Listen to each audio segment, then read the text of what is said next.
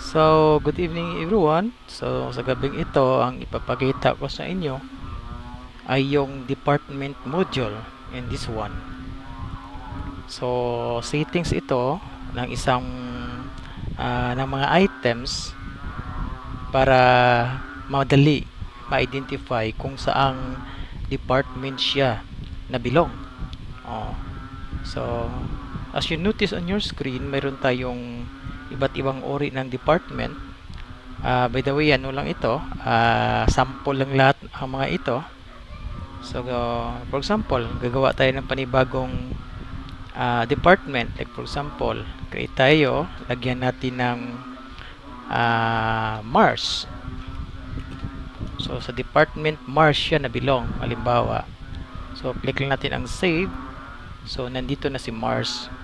So, gagawa pa tayo ng panibago. Like for example, si Earth. Click natin ng save. So, nandito na si Mars at saka si Earth. So, kung sakaling hindi mali yung pagkabigay nyo ng description, so, ang gagawin nyo lang, i-update nyo lang siya or i-modify nyo yung records na yon at saka lagyan nyo ng Mars planet. Click save. So, ito na siya ngayon. Instead ng Mars, mayroon na siyang planet. So, Mars planet ng pangalan niya. So, kung hindi nyo nagustuhan yung ginawa nyo, for example, mali itong description nyo, pwede nyo ibaguhin, i-edit, or pwede nyo i-delete kung sakaling hindi nyo nagustuhan. So, click this checkbox. Then, pagkatapos, click delete.